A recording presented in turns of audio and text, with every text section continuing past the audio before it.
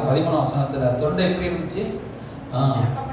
பிரேத குழியை போல இருந்துச்சு. திறந்தா வாயில் பயங்கரமான கெட்ட வார்த்தைகள், தப்பான வார்த்தைகள், ஒரு அசுத்தமான வாடை. இப்படி ஒரு பிரேத குழியை திறந்தா அசுத்தமான வாடை வருது போல நம்மளோட வாழ்க்கை அப்படிப்பட்ட வாழ்க்கை இருந்துச்சு. அவர் தங்கள் நாவுகளால் வஞ்சியானை செய்கிறார்கள், அவருடைய உதடுகளின் கீழே பாம்பின் விஷம் இருக்கிறது. இப்படிப்பட்ட காரியம் நம்முடைய வாழ்க்கையில் இருந்துச்சு. ஆனால் நாம் என்ன செய்வோம்? ஸ்தோத்திரம், நம்ம ஆண்டவர் ரட்சித்தார். அல்லேலூயா. 19ஆம் வசனம், வாய்கள் யாவும் அடைக்கப்படும்படிக்கு உலகத்தார் யாவரும் தேவனுடைய ஆக்கினை தீர்ப்புக்கு ஏதுவானவர்கள் ஆகும்படி நியாயப்பிரமாணம் சொல்லுகிறதெல்லாம் நியாயப்பிரமாணத்துக்கு உட்பட்டிருக்கிறதுவே சொல்லுகிறது அறிந்திருக்கிறோம் சொல்றார். அல்லேலூயா. வாய்கள் யாவையும் ஆண்டவர் அடைச்சார்.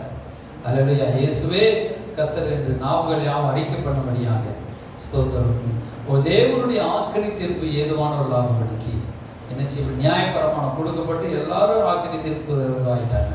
வாயினாலே மனுஷன் கெட்டு போயிட்டான். அந்த வாயினாலே என்ன செய்ய பழத்தை புசிச்சான். அந்த பழத்தை புசிச்சதுனால என்ன செய்யப்பட்டிருக்கிறது? வாய் வழியாகவே என்ன செய்யப்பட்டிருக்கு? பழத்தை புசிச்சு மனுஷனுக்கு மரணம் வந்துருச்சு. இப்போ அந்த வாய் அதே வாயினால் ஆண்டவர் என்ன சொல்றாரு? ரோமர் 10ஆம் அதிகாரத்தில் சொல்லும் பொழுது தேவனின் என்ன அறிக்கையிட்டு அதே சொல்றப்ப அந்த ரோமர் 10ஆம் அதிகாரம் என்னவென்றால் கர்த்தராகிய இயேசுவை உன் வாயினாலே அறிக்கையிட்டு. நம்ம அறிக்கையிட வேண்டியது என்னது? வாயினால ஒரு தேவனாகிய இயேசுவை அறிக்கை பண்ண வேண்டும். இயேசுவை அறிக்கை பண்ண வேண்டும். அல்லேலூயா. இயேசுங்கிற வார்த்தையை நம்ம என்ன செய்யணும்? சொல்ல வேண்டும். அல்லேலூயா. இயேசுவை உன் வாயினால் அறிக்கையிட்டு தேவன் அவரை மரித்தோரிலிருந்து எழுப்பினார் என்று உன் இருதயத்தில் விசுவாசித்தால் ரட்சிக்கப்படுவார். அல்லேலூயா. நம்ம என்ன எப்படி இயேசு கிறிஸ்து இயேசுவேன்னு சொல்லி நம்ம தாராளமாக வாய் நிரம்பி சொல்லணும். இருதயத்தில் எப்படி விசுவாசிக்கணும்? இயேசுவை தேவன் மரித்தோரிலிருந்து எழுப்பினார். இயேசு என்னுடைய பாவத்துக்காக மரிச்சாரு, ஆனாலும் பிதாவாகிய தேவன் அவரை மரித்தோரிலிருந்து எழுப்பினார் என்று உன் இருதயத்தில் விசுவாசித்தால் நீ ரட்சிக்கப்படுவாய். நீதி உண்டாக இருதயத்தில் விசுவாசிக்கப்படும். ரட்சிப்பு உண்டாக வாயினாலே அறிக்கை பண்ணப்படும். வாயினால் நம்ம அறிக்கை பண்ணணும். நான் இயேசுவால் ரட்சிக்கப்பட்டேன், நான் அவருடைய பிள்ளை அவருன்னு சொல்லி நான் அவருடைய இரத்தத்தால் கழுவப்பட்டிருக்கேன்னு சொல்லி என்னை ஸ்தோத்திரம் பண்ணணும். அல்லேலூயா. ஸ்தோத்திரம் சொல்லி நம்ம என்ன செய்யணும்? அறிக்கையிடணும். அல்லேலூயா. வாயினாலே நீ அறிக்கையிடுவாயால் ரட்சிக்கப்படுவாய் அப்படின்னு சொல்றாரு. அல்லேலூயா. அப்ப ஏன் வாயினால் அறிக்கையிட சொல்றாரு? சில நேரத்தில் சாத்தான் மனசுல சொல்லுவான், நீ தேவ பிள்ளையே இல்லை, நீ என்ன ஆண்டவர் நம்பிட அப்படின்னு நமக்கு ஒரு அவிசுவாசத்தை கொடுப்பான். புரியுது அவங்களுக்கு? உனக்கு நரகத்தான் உண்டு, நீ இப்போ பரலோகத்துக்கு போக மாட்ட, உன் பாவங்கள் மன்னிக்கப்படலை, நீ நல்லா இருக்க மாட்டேன்னு சொல்லி கடவுளை இல்லைன்னு கூட சந்தேகத்தை கொண்டு வருவான். நீ கஷ்டப்படுற அப்படின்னு. அப்போ நம்ம என்ன செய்யணும்? வாயினால சொல்லணும். நமக்குள்ளே சொல்லிக்கணும். நம்ம காது கேட்குற அளவுக்கு சில தனியாக இருக்கணும் சொல்லணும். ரோட்டில் போகும்போது கத்தி சொல்ல முடியாது, சில நேரம் வெளியில் சொல்லணும். நம்ம தனியாக இருந்தோம்னா வீட்டில் சொல்லலாம் இல்லையா? பாட்டு பாடி ஜோம். அதான் நம்ம பாட்டு பாடுகிறதுனால நம்ம அறிக்கை எடுக்கிறோம். அல்லேலூயா. அந்த காலத்தில் வார்த்தையே பாடலாக இருந்துச்சான். ஒருத்தர் பேசும்போது பாடல் மூலமாகவே பேசினாங்க அந்த காலத்தில். அப்போ சங்கீதம் மூலமாக பேசினார்கள். அதை ஞான பாட்டுகளினாலும் வார்த்தையினால் சங்கீதங்களினாலும் கீர்த்தனைகளினாலும் என்ன செய்யப்படுங்க? இருதயத்தில் பாடி ஒருவருக்கொருவர் புத்தி சொல்லுங்கன்னு சொன்னாங்க. அல்லேலூயா. ஸ்தோத்திரம். நம்ம என்ன செய்யணும்? அதான் சர்ச்சில் பாட்டு பாடுறோம். அல்லேலூயா. இப்போ நம்ம ஸ்தோத்திரமாக பண்ணோம்னா போர் அடிச்சுன்னு நம்ம பாடலில் கர்த்தரை துதிக்கிற பாடலில் நல்ல வார்த்தைகள் இருக்கு. அல்லேலூயா. ஸ்தோத்திரமா வசனங்கள் இருக்கு. அல்லேலூயா. அப்போ நம்ம பாடலாம். சின்ன பிள்ளைகள்லாம் பாடல் ரொம்ப கேட்க முடியாது. நம்ம லேட்டாக தான் எங்கள் அப்பா சாக்கு தச்சுட்டு லேட்டாக வரும். இப்போ சாயங்காலம் மீட்டிங்கெலாம் லேட்டாக வர 1/4 மணி நேரம் பாடலாம் முடிஞ்ச பிறகு வரணும். அங்கேருந்து வரும் பஜாரில் இருந்து. அப்புறம் வீட்டில் இருந்தாலும் விட மாட்டார். அப்புறம் வீட்டிலேருந்து வருவோம் சாக்கு தச்சுட்டு ஆராதனைக்கும் சில லேட் ஆகிடும். நாங்கள் அப்பா பின்னாடி தச்சுட்டு அப்போ ஊழியர்களை கூட சாட்சி சொல்ல விட்டுருவாங்க. அப்போ சாட்சி என்ன சொல்லணும்னு சொல்லி யோசிப்போம். அப்புறம் பெரும்பாலும் அப்படியே இதை போச்சுன்னா இப்போ என்ன செய்ய பாட்டு படிக்க ஆர்வமாக இருக்குது. அல்லேலூயா. ஸோ அப்போ நம்ம சின்ன பிள்ளைகளே நம்ம பழகிறோம். பாடல் படிக்கிறது, வசனங்கள் அது மேலே கருத்தாக வச்சு ஸ்தோத்திரம். அல்லேலூயா. அப்போ ஸ்தோத்திரம் பார்த்தீங்கன்னா இன்றைக்கி கடவுளை குறித்து பாட்டு பாடி நம்ம நாமத்தை மகிழ்ப்படுத்தும். அல்லேலூயா. ஸ்தோத்திரம். சின்ன பிள்ளைகள் நம்ம அந்த இளம் வயசு நம்ம ஆர்வத்தை விட்டுட்டோம்னா நம்ம பாட்டு பாடுறதுல லேட்டாக தான் வரும். அப்புறம் தாமதமாக தான் நம்ம வரும். அல்லேலூயா. அப்போ நம்ம என்ன செய்யணும்? நல்லா கர்த்தரை ஃப்ளோராக நீங்கள் நல்லா பாட்டு பாடி நல்லா துதிச்சு அவர் நாமத்தை மகிமைப்படுத்தணும். அல்லேலூயா. வாயை திறந்து அல்லேலூயா ஸ்தோத்திரம் மகிமைப்படுத்தணும். ஸ்தோத்திர பாடல் வேலைக்கெல்லாம் வந்து வாய் நிறைய பாட முடியும். தான் செய்தி வேலையில் நீங்கள் வாய் நிறைய பேச முடியுமா? பாடும் பொழுது இப்போ வாய் நிறையா நீங்கள் நான் பாடும்பொழுது நீங்களும் பாடிடுறீங்க. அல்லேலூயா. என்னைக்காண்டி நல்லா அழகாக பாடிடுறீங்க. அப்போ என்ன செய்ய முடியும்? அப்போ பாடல் வேலைக்கு வந்து அந்த பாடல்களில் ஒவ்வொரு பாடல்களையும் கடவுளுடைய வார்த்தை இருக்குது. நான் ரட்சிக்கப்பட்டேன். அல்லேலூயா. தான் சொல்றாரு, நம்ம பாடுவோமோ? அல்லேலூயா. ஸ்தோத்திரம். பொன்னோடும் பொருளோடும் புறப்பட செய்தாரே, பொன்னோடும் பொருளோடும் புறப்பட செய்தாரே, பலவீனம் இல்லாமலே பாதுகாப்பு நடத்தினாரே, பலவீனம் இல்லாமலே பாதுகாப்பு நடத்தினாரே. பாடி கொண்டாடுவோம், கோடி நன்றி சொல்வோம். பாடி கொண்டாடுவோம், கோடி நன்றி சொல்வோம். திருப்தியாக்கி நடத்திடுவார், தேவைகளை சந்திப்பார், நீரும் எடுத்து வைப்பார், பிறருக்கு கொடுத்து வைப்பார். திருப்தியாக்கி நடத்திடுவார், தேவைகளை சந்திப்பார், எடுக்க வைப்பார், பிறருக்கு கொடுக்க வைப்பார். அல்லேலூயா. நம்ம பாட்டு பாடுறோம். அப்படி பாடும் பொழுது அந்த பொன்னோடு பொருளோடு புறப்பட செய்தாரே. அல்லேலூயா. எகிப்திலிருந்து ஜனங்களை எப்படி புறப்பட பண்ணாரு? பொன்னோடு பொருளோடு. அல்லேலூயா. இந்த பொண்ணு வேண்டாம் பொருள் வேண்டாம் நம்ம சொல்றோம்ல. அப்ப ஆண்டவர் ஆண்டவர் அப்படி புறப்பட பண்ணாரா? பொண்ணையும் பொருளையும் கொடுத்து புறப்பட பண்ணார். அல்லேலூயா. இந்த காலத்துல தப்பா சிலர் போதிச்சுட்டாங்க. அதனால நம்மளும் அப்படி விளையாட்டானா ஆண்டவர் பொண்ணு மேலும் ஒரு ஆசை தான் வைக்கக்கூடாது. பொண்ணோடு பொருளோடு கொடுத்து புறப்பட பண்ணார். அல்லேலூயா. அப்புறம் பொண்ணும் பொருளும் அப்புறம் ஆசாரிப்பு கூட கட்டுறதுக்கு பொண்ணையும் பொருளையும் கொண்டு வாங்க நிறைய பேர் கொண்டு வந்து அள்ளி போட்டு குமிச்சிட்டாங்க. மோசை போதும்பா, இனிமேல் யாரும் கொண்டு வர வேண்டாம் பார்த்துட்டாங்க. அல்லேலூயா. அப்போ ஆண்டவருடைய ஆலயத்துக்கு அந்த பொண்ணு பொருள்லாம் தேவைப்பட்டுச்சு. அதே வேலை பார்த்த சம்பளம் தான் அந்த பொண்ணு பொருள் வட்டி முதலமாக வாங்கிட்டு வந்தேன். அல்லேலூயா. ஒரு அல்லேலூயா. ஆண்டவருக்கும் பொண்ணு பொருள் தேவை. அல்லேலூயா. அப்போ ஆண்டவருக்கு கொடுக்கணும், ஆசிரியர் கூட அப்படி கட்டணும், ஜனங்களுக்கும் தேவைன்னு சொல்லி தான் ஆண்டவர் பொண்ணையும் பொருளையும் வச்சிருந்ததெல்லாம் கேட்டு வாங்கி கொள்ளையடிச்சு கொண்டு வரும்படி செய்தார். அல்லேலூயா. ஒரு அல்லேலூயா. அப்போ நம்ம ஆண்டவர் இப்படி புறப்பட செஞ்சார். அதாவது எகிப்திலிருந்து விடுதலை ஆக்கினது மட்டுமல்லாமல் அவங்கள பொண்ணோடும் பொருளோடும் புறப்பட பண்ணினார். ஆடு மாடுகளோடு புறப்பட பண்ணினார். ஒரு குளமும் என்னது குழம்பு கிடையாது, ஒரு குளமும் மிருக ஜீவன். ஒரு மிருக ஜீவன், அது ஆடு மாடு கோழி மற்றும் மிருகங்கள் கழுதை ஒட்டகங்கள் எது இருந்தாலும் எல்லாம் கொண்டு வர சொன்னார். ஒன்று கூட நம்ம எடுத்து வைக்கக்கூடாது, எல்லாத்தையும் கொண்டு வராங்க. அல்லேலூயா. ஏன்னா கர்த்தர் எதை பழி கொடுக்க சொல்வார் எங்களுக்கு தெரியாதுன்னு சொல்லி எல்லாத்தையும் கொண்டு வர சொல்லு அப்படின்னு. அல்லேலூயா. அப்போ ஆண்டவருக்கு எல்லாவற்றிலும் ஆண்டவர் அதான் சொல்ல, ஒரு உழைவின் பலன் எல்லாவற்றிலும் நீ தசமாக கொடு. கழுதையில் பிறந்தா அது ஆண்டவருக்கு கொடு. அல்லேலூயா. உன் தலையீற்றுகள் அனைத்திலும் ஆடு மாடு ஒட்டகங்கள் எல்லாவற்றிலும் நீ என்ன செய்யும்? தலையீற்றுகள் எல்லாவற்றிலும் பெஸ்ட்டு கடவுளுடைய எகிப்திலிருந்து வரும் முதல் பேரான பிள்ளைகளை எல்லாம் சங்காரம் பண்ணார் ஆண்டவர். ஏன்னா இங்கே விடமாட்டேன்னு சொன்னான். அப்போ உன் பிள்ளைகள் எல்லாம் ஆண்டவர் இஸ்ரவேல் பிள்ளைகள் எல்லாம் தப்பி வைக்க பண்ணார். அதான் சொன்னார், எகிப்து பிள்ளைகள் எல்லாம் சங்காரம் பண்ணேன், உன்னுடைய இஸ்ரவேலுடைய பிள்ளைகள் எல்லாம் நான் தப்ப பண்ணேன். அந்த சங்காரத்தை நடக்கும். அதனால அவன் வந்து வீணா மறிக்கை கொடுத்தான். நீ உன் பிள்ளைகள் உன்னுடைய முதல் தசமாகும், முதல் காணிக்கைகள், உன்னோட வீட்டில் பிறக்கிறது, உன் வாழ்க்கையில் முதல் உண்டாகிற எல்லாமே எனக்கு சொந்தமாக கொடுத்துரு. அந்த தலையை அங்கே அடி விடுங்க, வெட்டியாக அங்கே சங்காரமாக இருந்தார். அல்லேலூயா. அப்போ அவங்க பாருங்க, ஆண்டவருக்கு அதை பொருத்தனை பண்ணி கொண்டு வராங்க. அதே போல் ஒரு ஆட்டை அடித்து அதுக்கு படியாக ஆட்டை அடித்து இயேசு கிறிஸ்து ஆடு தான் இயேசு ஆக. அல்லேலூயா.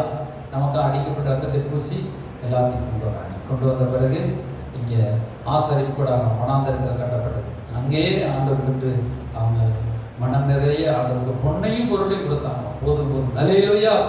அப்போ ஆண்டவர் நிரப்பி கொண்டு வந்தார். அதான் சொல்ற, எகிப்திலிருந்து உன்னை புறப்பட பண்ணின கர்த்தர் தானே, இப்பயும் உன்னை கைவிட மாட்டேன். இப்போ தேசத்தை வந்துட்டாங்க. இப்போ தாவீதின் காலம். இது தாவீதின் காலத்தில் இந்த சங்கீதம் எழுதப்பட்டது. அப்போ தேசத்துக்கு வந்த பிறகு சொல்றாங்க, உன் வாய் இன்னும் திறந்துட்டார். அல்லேலூயா. இப்பயும் நான் உன்னை ஆசீர்வதிப்பேன்னு சொல்றார். அப்பையும் ஆசீர்வதித்தேன். எகிப்திலிருந்து வரும்போதும் உன்னை எகிப்தில் இருக்கும் போதே உன்னை என்ன செய்து ரட்சித்தேன். எகிப்தில் இருக்கும் பொழுதே உன்னை கொண்டு வந்த கர்த்தர் நானே. செங்கடலை பிளந்து யோர்தானை பின்னிட்டு ஓடும்படி செய்து சூரியனை சந்திரை நிறுத்தி உன்னை கொண்டு வந்த கர்த்தர் நானே. இப்போயும் நான் உன்னை ஆசீர்வதிப்பேன். அல்லேலூயா. அப்ப இப்பயும் நம்ப சொல்றாரு. அல்லேலூயா. நம்ம சிலவில் என்ன கடவுள் நம்மளை கைவிட்டுருவாரோ நம்ம அந்த குழப்பத்திலே இருப்போம். அப்பயே உன்னை கைவிடாமல் நடந்தேன். அல்லேலூயா. அப்ப ஆண்டவர் சமூகத்தில் வரும் பொழுது ஆண்டவர் சொன்னாரு, இன்னுமா என்னுடைய ஆலயத்துக்கு வருஷத்துல 3 தடவை அவங்க எருசலேமுக்கு போனோம். அதாவது சென்னை மாதிரி இங்கேருந்து சென்னை தூரம். அந்த காலத்து பஸ் வசதியும் கிடையாது. அவங்க குதிரை, மாட்டு வண்டி, கழுதை இதெல்லாம் போவாங்க. அப்போ 3 தடவை போகும்பொழுதும் அவங்க 7 நாள் தங்கியிருப்பாங்க. இப்போ தசம்பா காணிக்கெல்லாம் கொண்டு போவாங்க. அப்போ ஆண்டு சொன்னார், உன் வீட்டில் இருக்கிற ஒரு பொருளும் கொள்ளை போகாது, பஞ்சம் போகாது. அதுக்கேற்ற மாதிரி நான் உன்னை ஆசீர்வதிச்சிருந்தேன். அல்லேலூயா. நீ அங்கே தசம்பாகம் கொடுக்க போகும் பொழுதும் அங்கே எருசலேமுக்கு போகும் பொழுதும் அதை கேட்ட பலனை நான் என்ன செஞ்சிருவேன். முந்தின வருஷத்திலே 3 மடங்கு கொடுத்துருந்தார். அல்லேலூயா. 7ஆம் நாள் ஒரு ஞாயிற்றுக்கிழமைக்கும் மண்ணா சேர்ந்து பொழுதுருந்தார். அல்லேலூயா. 7ஆவது வருஷம் அவங்களுக்கு ரெஸ்ட். 6 வருஷம் வேலை செய்வாங்க, 7ஆம் வருஷம் ஓய்வு. 6 வருஷம் வேலை செய்வாங்க, 7ஆம் வருஷம் ஓய்வு. 7ஆவது வருடம் வந்தால் ஓய்வு வருடம். அல்லேலூயா. அந்த ஓய்வு வருடத்தில் விதைக்க மாட்டாங்க, எதுவுமே செய்ய மாட்டாங்க. ஆனால் 6ஆவது வருஷமே 3 மடங்கு விளைஞ்சிருப்பான். 6ஆவது வருஷம் 3 வருஷத்துக்குரிய பலனை இந்த விளைய செஞ்சுருவார். நீ ரெஸ்ட் எடுத்து கர்த்தரை துதிச்சா போதும். 7ஆவது வருஷம் கர்த்தரை துதிச்சா போதும். அல்லேலூயா. பாருங்க, இப்படி கடவுள் அவர் ஆண்டவரை தேடுகிற முறைமையை கொண்டு வந்து நல்ல ஆட்சியை கொண்டு வந்தார். அல்லேலூயா. விசுவாசிக்கும்படி செய்தார். சரி, ஸ்தோத்திரம். இதே போல எகிப்து தேசத்தை இப்பயும் அதே கர்த்தர் நம்மளை ஆசீர்வதிப்பார். தேவைகளை அப்படியே சந்திப்பார். நம்முடைய காரியங்களை அப்படியே நமக்கு கர்த்தர் அப்படியே ஆசீர்வதிப்பார். அல்லேலூயா. இதெல்லாம் பைபிள் எழுதப்பட்டிருக்குது. இப்பயே நான் அதே போல ஆசை எப்படி ரட்சிக்கப்படும்படியாக கிருபை ஊற்றி உன்னை ஆசீர்வதிப்பேன். அல்லேலூயா. ஸ்தோத்திரம். அதே போல இப்பயும் நம்மள அந்த ஆசீர்வாதத்தை ஊற்றி ஆசீர்வதிப்பார். அல்லேலூயா. ஸ்தோத்திரம். ஆமென். அப்ப வாய் விரிவாய் தர நான் அதை நிரப்புவேன் சொன்னார். அல்லேலூயா. நான் உன்னை நிரப்புவேன். வாயை மட்டும் நீ என்ன செய்யும், விரிவாய் தர. திமிங்கலம் வாயை திறக்குது, அதையும் கர்த்தர் நிரப்புகிறார். காக்கை குஞ்சுகளுக்கும் உணவளிக்கிறார். பைபிள பாட்டுக்கும் கழுகுக்கும் உணவளிக்கிறார். அல்லேலூயா. அப்ப அந்த விசுவாசத்தோடு கூட நம்ம எவ்வளவு சிலருக்கு ரொம்ப தேவை இருக்கும். அவங்க ரொம்ப அதிகமாக வாயை திறப்பாங்க. நல்லா பெரிய குடும்பம்னா இப்போ பெரிய ஒரு மீன் திமிங்கலம், அதுக்கு ரொம்ப சாப்பாடு தேவை, ரொம்ப பெருசாக வாயை திறக்கும் இல்லையா. அப்போ யோனாவே முழுகி பட்டுச்சு, பெரிய மீன். அப்போ நம்முடைய தேவைகள் பெருசாக இருக்கும். அப்போ பெரிய அளவில் வாயை திறக்கும், பெருசாக நமக்கு அளவில் ஆர்டர் கொடுப்பாரு. அல்லேலூயா. காக்காக்கு மற்றும் கொஞ்சம் சின்ன பறவைகளுக்கெல்லாம், புறா குஞ்சுகளுக்கு கொஞ்சம் இருந்தாலும் போதும், ஆகாரம் திருப்தியோடையே படுத்து கொடுக்கும். ஆனால் பெரிய பெரிய திமிங்கலமோ பெரிய பெரிய மிருகங்களோ அதுக்கு அதிகமான சாப்பாடு தேவை. அல்லேலூயா. அதான் சொல்றாரு, மிருகங்களையும் சங்கீதத்தில் எழுதப்பட்டிருக்கு, மிருகங்களையும் மிருக ஜீவன்களையும் காப்பாற்றுகிற வசனத்தை எடுத்து பாருங்க. ஸ்தோத்திரம். ஆண்டவர் சங்கீதம் 104ஆம் சங்கீதம் அதில் 104:11 சொல்றாரு, வெளியின் மிருகங்களுக்கு நீர் என்ன செய்கிறீர், உன்னை போஷிக்கிறீர் சொல்ற. 104:11 அவைகள் வெளியின் ஜீவன்களுக்கெல்லாம் தண்ணீர் கொடுக்கும், அங்கே காட்டுக்கடைகள் தங்கள் தாகத்தை தீர்த்துக் கொள்ளும் சொல்றார். அல்லேலூயா. தண்ணீர் மட்டுமல்ல, எல்லாத்தையும் ஆண்டவர் அங்கே தருகிறார். ஸ்தோத்திரம். அப்புறம் நீங்க அடுத்து பார்த்தீங்கன்னா, பாடும் அவைகளின் ஓரமாக ஆகாயத்து பறவைகள் சஞ்சரித்து கிளைகள் மேலிருந்து பாடும். பாடுபடி கர்த்தர் செய்கிறார். பட்டையா இருந்தால் பாட முடியுமா? அதை திருப்தியாக்கி பாட வைக்கிறார். பூமியை திருப்தியாக்கிறார். 13 மேல் வீடுகளிலிருந்து பர்வதங்களுக்கு தண்ணீர் அளிக்கிறார். உனது கிரியின் பலன் பூமியில் ஆகாரம் உண்டாகும்படி செய்து அவர் மிருகங்களுக்கு பிள்ளையும் மனுஷனுக்கு உபயோகமான பயிர் வகையும் முளைப்பிக்கிறார். மனுஷனுடைய இருதயத்தை மகிழ்ச்சியாக்கும் திராட்சரசத்தையும் முகக்களை உண்டு பண்ணி என்னையும் மனுஷனுடைய இருதயத்தை ஆதரிக்கும் ஆகாரத்தை விளைவிக்கிறார். அவர் அல்லேலூயா அல்லேலூயா. ஸ்தோத்திரம்.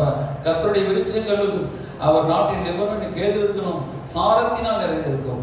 அல்லேலூயா. இப்படி சொல்லி நிறைய பேசிட்டே இருக்கிறார் அவர். அல்லேலூயா. எல்லாவற்றையும் ஸ்தோத்திரம். பாருங்க 27 சொல்றாரு, ஏற்றவேளை ஆகாரம் தருவேன் என்று அவைகள் எல்லாம் நோக்கி காத்திருக்கும் அப்படி சொல்றாரு. எல்லாமே ஸ்தோத்திரம். திமிங்கலம் 26 அதில் கப்பல் போடும், அதை விளையாடும்படி நீர் உண்டாக்கின திமிங்கலங்களும் உண்டு. அவைகளெல்லாம் எப்போது ஆண்டவர் என்ன செய்யும், தருவார். நீர் கொடுக்க அவைகள் வாங்கிக் கொள்ளும். நீர் உடைய கையை திறக்க அவைகள் நன்மையால் திருப்தியாகும். அல்லேலூயா. ஸ்தோத்திரம். நன்மையினாலே திருப்தியாக்குறார். அல்லேலூயா. இப்படி ஆண்டவர் என்ன செய்யறார்னா அந்த திவ்யங்களுக்கு உணவு கொடுத்து அப்படியே திருப்தியாக்குறார். அல்லேலூயா. அதே சங்கீதம் 81 கடைசி வசனம் சொல்றாரு, கண்மலையும் தேறினால் உன்னை என்ன செய்வேன், திருப்தியாக்குவேன். அல்லேலூயா. சங்கீதம் 81:16 உச்சிதமான கோதை மேயினால் அவர்களை போஷிப்பார், கண்மலையும் தேறினால் உன்னை திருப்தியாக்குவேன் சொல்றார். அல்லேலூயா. சங்கீதம் 103 சொல்ல போன்னு சொல்றாரு. சங்கீதம் 103 அவர் அக்கிரமங்களெல்லாம் மன்னித்து நோய்களை குணமாக்கி கிருபையினால் இரக்கத்தினால் 4 வசனம் முடிசூட்டுகிறார். நன்மையினால் உன் வாயை திருப்தியாக்குகிறார். 5 வசனம் சொல்றாரு, நன்மையினால் உன் வாயை திருப்தியாக்குகிறார். கடவுளுக்கு சமானமான வயது வாழ வயது போல. அல்லேலூயா. பார்த்தீங்கன்னா சொல்றாருல, அத்திமிகளுக்கும் தேவையை கற்று சந்திக்கிறார். அப்ப நம்ம நினைப்போம், நம்முடைய சூழ்நிலைகள், நம்முடைய குருவன புத்தியில நம்ம சில வேளை ஆண்டவருடைய ஆசீர்வாதத்தை நம்மளே தவறு செஞ்சிருக்கோம். அல்லேலூயா. கடவுள் இப்படிதான் செய்வாரு, இப்படித்தான் நம்ம நடத்துவாருன்னு சொல்லி நம்ம குறி நம்ம என்ன செய்வோம், நம்ம நடத்த ஒப்பு கொடுத்துருவோம். அதனால தான் ஆண்டு சொல்லுவோம், எவ்வளவு திறக்க முடியும் வாயை விரிவாய் திற சொல்றார். அல்லேலூயா. எவ்வளவு நாள் ஆசீர்வதிக்க கேட்க முடியுமோ அதை கேட்கணும். தரேன் ஆண்டவரை நீங்க கேட்கணும். ஆண்டவரே நான் என்ன செய்ய குடும்பத்துக்கு கொடுக்கணும், என்னுடைய மற்றவங்களுக்கு கொடுக்கணும், சபைக்கு கொடுக்கணும், ஊழியத்துக்கு கொடுக்கணும், ஏழைகளுக்கு கொடுக்கணும், மற்ற ஊழியர்களுக்காக கொடுக்கணும். ஏசப்பா என்னை ஆசீர்வதிங்கப்பான்னு சொல்லி வாயை என்ன செய்யணும், திறக்கணும். அல்லேலூயா. கொஞ்சம் வாயை கொஞ்சம் திறந்து ஆண்டவரேன்னு சொல்லி வீணா பேசுகிற நேரத்தெல்லாம் கொஞ்சம் குறைச்சிட்டு ஆண்டவர் சமூகத்தை என்ன ஆண்டவர் சமூகத்தில் காரண கர்த்தாவோடு திறந்தோம்னா இப்போ என்ன செய்யும், நிரப்பார். அல்லேலூயா. நம்ம என் குடும்பத்துக்கே பத்தாது அப்படின்னு நம்ம சொன்னோம்னா குடும்பத்துக்கும் பத்தாம போயிடும். நம்ம சொல்லணும், ரெபெக்காள் சொன்னது போல, உனக்கும் தண்ணீர் பாய்ச்சுவேன், ஒட்டகத்துக்கும் தண்ணீர் பாய்ச்சுவேன். அல்லேலூயா. அதே போல ஆண்டவர்கிட்ட சொல்லணும், ஏசப்பா நான் எனக்கும் என்ன செய்வேன், உங்க சபைக்கும் என்ன செய்வேன், உங்க ஊழியத்துக்கும் கொடுப்பேன், சபைக்கும் கொடுப்பேன், அது என்ன செய்வேன், மற்ற எல்லாத்துக்கும் நான் செய்வேன். அவர் எப்படி சொன்னார், ரெபெக்கா உனக்கும் கொடுப்பேன், ஒட்டகங்களுக்கு கொடுக்க முடியுமா தண்ணீர், அப்படியெல்லாம் கொடுத்ததுனால வாரி விளைச்சதுனால அவன் ஈசாக்குக்கு என்ன செய்ய மனைவியாக அவன் தெரிந்து கொண்டான். அல்லேலூயா. ஸ்தோத்திரம். நம்ம ஆண்டவர் அப்படி கொடுக்கிறவர். அல்லேலூயா. ஸ்தோத்திரம். அப்ப நம்ம நம்ம வாயை விரிவாய் திறக்கிறோம், மனசை விரிவாய் திறந்தா தான் கர்த்தர் நம்ம நிரப்புவார். அல்லேலூயா. ஆனா பிசாசு நம்மளை என்ன செய்வான், வாயை போடு, இது குறுகி கையை சுருக்கு அப்படின்னு சொல்லி மனசை சுருக்கிடுவோம். மனசை சுருக்கி என்ன செய்ய ஒண்ணுமெல்லாம் வச்சிருவோம். ஆனால் நம்ம என்ன செய்யணும், கர்த்தருக்காய் விரிவாய் திறக்கணும். அல்லேலூயா. ஸ்தோத்திரம். அப்ப சரி, ஸ்தோத்திரம். இப்போ வாயை நம்ம யூஸ் பண்ணணும். எப்படிலாம் யூஸ் பண்றது வேகமாக பார்த்துருவோம். நீதிமொழிகள் 18:20 நீதிமொழிகள் 18:20 எப்படி வாயை யூஸ் பண்றது வேகமாக பார்ப்போம். 18:20 சொல்றாரு, அவனவன் வாயின் பலனால் அவனவன் வயிறு நிரம்பும், அவனுடைய உதடுகள் விளைவினா அவனோட திருப்தியாகும் சொல்றாரு. வாயின் பலனா. ஸ்தோத்திரம். நீதிமொழிகள் 18:20 சொல்றாரு, எப்படி வாயை திறப்பது, அவனவன் வாயின் பலனால் வயிறு நிரம்பும். ஸ்தோத்திரம். நம்ம எப்படி பேசுறோமோ அப்படியே நம்முடைய வாழ்வு நிரம்பும் சொல்றாரு. நம்ம எப்படி பேசுறோமோ, இப்ப நம்ம நல்லதை பேசுறோம்னா அப்படி நம்ம நிரம்பும். இப்ப நம்ம தண்ணி எடுத்து குடிக்கிறோம்னு வச்சுக்கிறோம், தண்ணீர்னால நம்முடைய வயிறு நிரம்பும். அல்லேலூயா. அல்லேலூயா. நம்ம வேற விஷத்தை எடுத்து குடிச்சோம்னா விஷத்தினால வயிறு நிரம்பும். அப்ப ஜூஸ் எடுத்து குடிச்சோம்னா ஜூஸ்னால என்ன ஆயிடுது சொல்லுங்க, வயிறு நிரம்பிடுச்சு. அல்லேலூயா. இப்ப கர்த்தருடைய வசனத்தை வாயில வாசிக்கணும்னு நினைச்சுக்கோம், நல்லா பைபிள் படிக்கணும். எதுனாலும் நிரம்பிடும், வயிறு இருதயம் நிரம்பிடும், வசனத்தால் நிரம்பிடும். அல்லேலூயா. ஸ்தோத்திரம். அப்ப கெட்டதை நம்ம வாயில பேசணும்னா கெட்டதினால் நம்முடைய என்ன செஞ்சோம், நிரம்பிடும். நான் சொல்றாரு. அல்லேலூயா. அப்ப நம்ம வாழ்க்கையில என்ன செய்யணும், வாயினால் நன்மையானதை பேசணும். அல்லேலூயா. ஸ்தோத்திரம். வாயின் பலனான். அப்ப அந்த வாயின் பலன், இப்ப இருதயத்தின் நிறைவே வாய் பேசுன்னு சொன்னார். இருதயத்திலிருந்து வாய் பேசும். அப்ப நம்ம வாயின் நல்லதை நம்ம வாய் பேசும். இப்போ வாயின் பலன்னா என்னது, எனக்கு நல்லது நடக்கும், ஆண்டவரே நல்லது தாங்கப்பா, என்னை ஆசீர்வதிப்பீர், என்னை பெருக பண்ணுவீர், அப்படி நம்ம என்ன செய்யணும், வாயில சொல்லணும். அப்போ நம்ம சொல்லணும், ஐயோ வாயில கஷ்டம் வேதனை, நம்ம நொடுங்கி போயிடுவோம், நம்ம கஷ்டப்பட்டு போயிடுவோம், நம்ம பலவீனமாக போயிடுவோம், ஒன்றும் நடக்காது அப்படின்னு வாயில் என்ன இருக்குது, நஷ்டமானதே பேசுறோம்னா நஷ்டமே வந்துருமா, பலனால் திருப்தி ஆவான்னு சொல்ற அந்த பலனே வந்துடும் சொல்றாரு. புரியுதா? அப்ப அதான் சொல்றாரு, அவனவன் வாயின் பலனால் அவனோட வயிறு நிரம்பும். அல்லேலூயா. ஒருத்தன் நல்லா இருக்கான், ஒருத்தன் தாழ்ந்து போயிடறான், ஒருத்தன் சுகமா இருக்கான், ஒருத்தன் பலவீனம் ஆயிடறான். என்ன காரணம்? அவன் வாயி அவனவன் வாயினால். அப்ப நம்ம வாயை என்ன செய்யணும்? கண்ட்ரோல கவனமா யூஸ் பண்ணணும். அல்லேலூயா. யாக்கோபு சொல்றாரு, வாய் ஒரு நாவு ஒரு நெருப்புன்னு சொல்றாரு, அது ஒரு பெரிய காட்டையே கொளுத்தி போடுன்னு சொல்றாரு. ஒரு குடும்பத்தில் ஒரு பெரிய சண்டை வர்றதுக்கு எது காரணமா இருக்குது? இந்த வாய் தான். வாயை வச்சு சும்மா இருந்தாலே குடும்பம் நல்லா இருக்குன்னு சொல்லுவாங்க. சிலத்தில் பேச ஆரம்பிச்சுன்னா குடும்பம் 2 பேரும், சிலர் பேசுனா குடும்பம் ஒற்றுமையா வாழும், சிலர் பேசுனா மதனமா குடும்பம் நல்லா இருக்கும். அல்லேலூயா. சிலர் வாயினால என்ன செய்யணும்? கண்டதை பேசி பிரச்சனை ஏதாவது பேசி இதாயிடுது. அப்ப நல்லது பேசினா அந்த வாய் என்ன செய்யுது? நல்லது நடக்கும். அல்லேலூயா. அப்ப சுத்தம். அப்ப நம்ம நல்ல சாப்பாடெல்லாம் ஆக்கி வச்சுட்டோம், திடீர்னு கணவன் மனைவி வித்தியாசம் ஒருவர் ஏதாவது ஒரு வார்த்தை பேசுறாங்க, அப்ப சண்டை வந்து சாப்பிடாமலே போயிடுறாங்க இல்லையா? அப்போ அந்த நேரத்தில் வாயை காத்துக்கொள்றாங்க. அல்லேலூயா. அப்போ வாயை நம்ம காத்துக்கொள்ளணும்னு சொல்றாரு. அல்லேலூயா.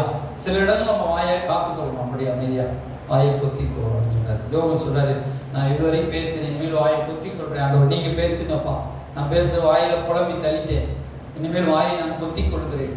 அல்லேலூயா. சில இடத்துல நம்ம போனோம்னா வாயை அமைதியாக வச்சுட்டு அமைதியாக வந்துடுறோம். அல்லேலூயா. வாயை நம்ம பொத்தி கொள்கிறோம். அப்ப சில இடத்துல எல்லாம் பேச முடியாது. அல்லேலூயா. கர்த்தர் வந்து எங்க வாயை திறக்குன்னு சொல்றாரு? அவருடைய சமூகத்திலே வாயை திறக்கிறார். ஊர்ல போய் அங்க போய் வாயை திறக்கான்னு சொல்றாரு. சில இடத்துல வாயை திறந்தாலே வாயை ஆபத்து வந்துடும். புரியுதா உங்களுக்கு? சில இடத்துல நம்ம பேச முடியாது, அமைதியாக வந்துட்டு வந்துடும். பேசுற இடத்துல ஆண்டவர் சமூகத்துல நம்ம வாயை திறக்கணும். அல்லேலூயா. பேசாத இருந்தா மூடனும் ஞானியாகும் சொல்றாரு சில இடத்துல. அப்ப எங்க ஆண்டோட சமூகத்துல ஆண்டோட துதிக்கும் பொழுது வாயை மூடிட்டு இருக்க கூடாது, வெளியில நம்ம போகும் பொழுது சில இடங்களில் நம்ம அமைதியா இருந்துட்டு வந்தா கூட ஒரு வெற்றி சமாதானத்தோடு வந்துடலாம். இல்லையா? சில இடங்களில் பேசும்போது பிரச்சனை வரும். சரி, ஸ்தோத்திரம். இங்கே சொல்றாரு, அவனவன் உதடுகளின் விளைவினால் அவனவன் திருப்தியாவான். உதடு சொல்றாரு. பொழுது வாயு உதடு 2 ஒன்றுதான். வாயின் பலனால் திருப்தியாவான், வயிறு நிரம்பும். உதடுகளின் விளைவினால் அவனவன் உதடையும் காத்துக்கொண்டு சொல்றார். அல்லேலூயா. என் உதடுகளுக்கு காவல் வையும் போல் ஃபாதர் சொல்றார்ல. அப்ப உதடுகளின் உதடு விளைவு, உதடை நீ காத்துக்கொண்டு சொல்றாரு. 21 சொல்றாரு, மரணமும் ஜீவனும் நாவின் அதிகாரத்தில் இருக்கும், அதில் பிரியப்படுகிறவர்கள். இப்ப என்ன சொல்றாருன்னா, நான் வாழ்வும் ஜீவனும் எதுல இருக்குது? நாவில தான் இருக்கு, வாயில தான் இருக்குது. வாழ்வும் ஜீவனும் எங்க இருக்குது? வாயில வச்சுட்டார், நாவின் அதிகாரத்தில் வச்சுட்டார். அதில் பிரியப்படுகிறவர்கள் அதன் கனியை புசிப்பார்கள். அப்ப மரணத்தை குறித்து பேசினான். இப்ப ஆதாம் ஏவாள் ஆண்டவர் சொன்னார், இந்த பழத்தை புசிக்கினாலே நீ சாகவே சாவான்னார். அப்ப அந்த பழத்தை வாயில புசிச்ச உடனே அவனுக்கு என்ன வந்துருச்சு? மரணம் வந்துருச்சு. மரணத்தின் கனியை புசிச்சதுனால அவ ஆண்டவர் சொன்னான், ஜீவ விருட்சத்தின் கனியை புசினார். ஆனா இவன் போய் என்ன செஞ்சான்? மரணத்தை உண்டு பண்ணுற கனியை புசிச்சதுனால பாவம் அவனுக்குள்ள கிளம்பிருச்சு. ஒவ்வொன்றா மறிச்சுக்கிட்டே வந்துருச்சு. அப்ப நமக்குள்ள நம்ம எதை தெரிந்து கொள்கிறோம்? மரணத்தை தெரிந்து கொண்டு மரண வாசனை வீசுகிற வார்த்தையே நம்ம பேசினோம்னா மரணத்தின் சாயம் வந்துடும். அப்படியே நம்ம மரணம் வந்துகிட்டே இருக்கும். நெருங்கி தூரமா போயிட்டு இருக்கிற மரணம் பக்கத்துல வந்துகிட்டே இருக்கும். நம்ம மரணத்தை பேசக்கூடாது இல்லையா? வாழ்வடைவோம், நன்றாக இருப்போம், ஆசீர்வதிக்கப்படுவோம். அப்ப கர்த்தருக்குள் மகிழ்ச்சியாக இருப்போம், கர்த்தர் நன்மை செய்வார். அல்லேலூயா. அதுக்காக நடுரோட்டில் போயிட்டு நான் எனக்கு எவனை இடிக்க மாட்டான் அப்படின்னு சொல்லணும். நம்மளும் ஒழுங்காக போனோம், பஸ் கரெக்டாக வரும். அல்லேலூயா. அப்போ ஸ்தோத்திரம், நம்மளும் சரியாக நடந்துக்கிட்டு பேசணும். அல்லேலூயா. ஸ்தோத்திரம். அப்போ ஆண்டவர் சொல்றாரு, நீ ஜீவனை பேசுறோம். நாம் சுகமா பலவீனமாக இருக்கும். அப்போ நம்ம இப்போ நல்லா இருக்கும்போது ஒன்றும் பேச மாட்டோம்.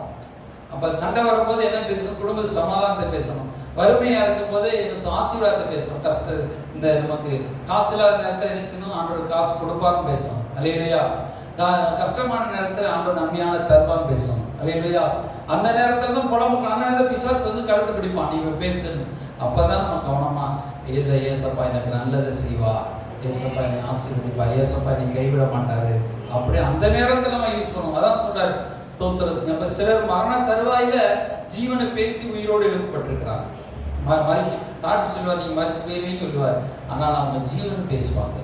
ஆண்டவரை எனக்கு சொல்லும் கொடுப்பாரு. நான் கொஞ்சம் காலம் கொஞ்சம் ஆண்டுகள் கூட்டி கொடுப்பாரு.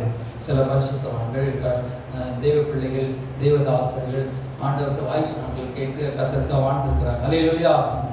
நோயிலிருந்து தப்பு வைக்கப்பட்டிருக்காங்க, மரணத்திலிருந்து நிறைய பேர் தப்பு வைக்கப்பட்டிருக்காங்க, ஜீவனை அடைஞ்சிருக்காங்க, அவங்க ஜீவனை பேசினாங்க. அல்லேலூயா.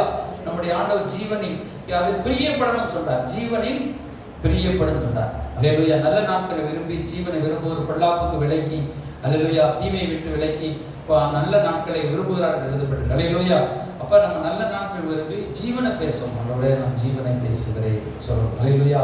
சரி, ஸ்தோத்திரம். சீக்கிரம் முடிச்சுக்கோம் பாருங்க.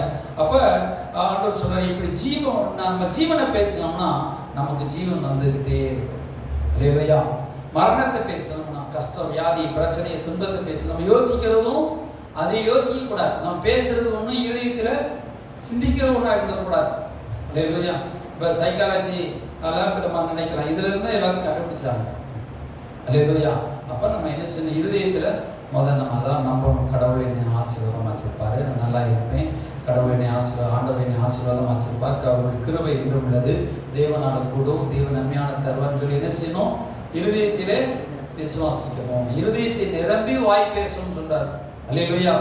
பொல்லாத மனுஷன் தன் பொல்லாத இருதயத்திலிருந்து பொல்லாத எடுத்து காட்டுகிறான்னு சொல்றார். நல்ல மனுஷன் தன்னுடைய நல்ல இருதயத்திலிருந்து நல்லதை எடுத்து காட்டுகிறான்னு சொல்றாரு. அல்லேலூயா.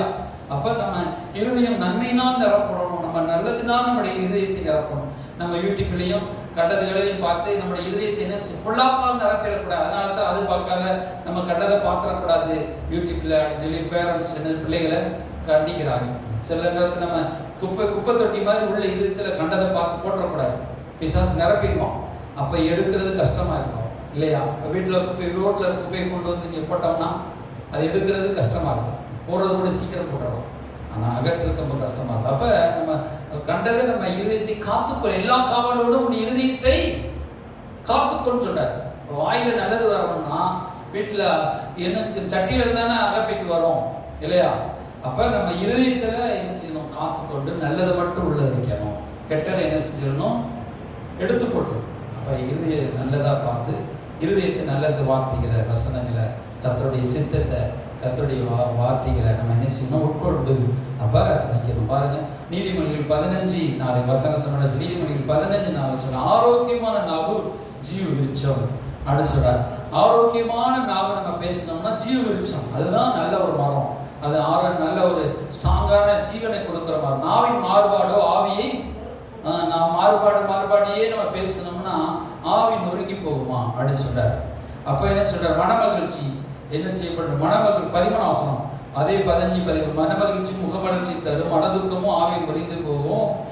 புத்திமானுடைய மனம் அருவை தேடும், மூடரின் வாயோ மூடமான மனசு என்ன செய்யும், மதியினத்தையே பேசுவான் அப்படின்னு சொல்றாரு. சரி, ஸ்தோத்திரம். இப்படி ஆண்டவர் சொல்றாரு.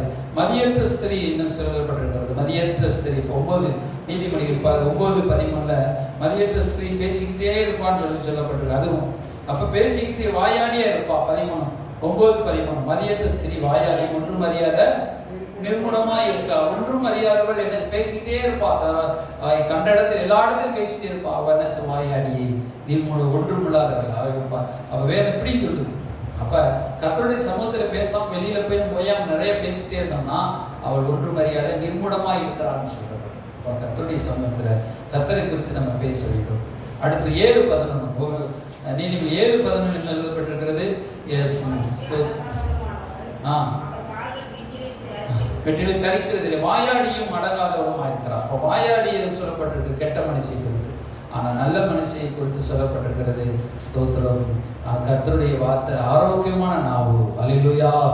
ஸ்தோத்திரம். பாருங்க, அதே நீதிமானை பற்றி சொல்லப்பட்டிருக்கிறது 8ஆம் அதிகாரம், அதே நீதிமொழி 8:7 என் வாய் சத்தியத்தை விடவும் ஆகாமியம் என் உதடுகளுக்கு அருவருப்பானது, கெட்டது என் உதடுகளுக்கு அருவருப்பானது, என் வாயின் வாக்குகள் எல்லாம் நீதியானவைகள், வாயின் வார்த்தை நீதியான அவைகளின் புரட்டு விபரீதமும் இல்லை அப்படின்னு சொல்றார். எல்லாரும் கண்களை மூடி, அவைகள் எல்லாம் புத்தியில் உனக்கு தெளிவும் ஞானத்தை பெற்றோடு யதார்த்தமாய் இருக்கும் அப்படின்னு. ஸ்தோத்திரம். ஆண்டவரே, நல்ல நாவு, ஆரோக்கியமான நாவு ஜீவ விருட்சம், நாவின் மார்பாடோமான ஆவியை நொறுக்கும், ஜீவன் மரணமும் நாவின் அதிகாரத்திலிருந்து புறப்படுகிறது.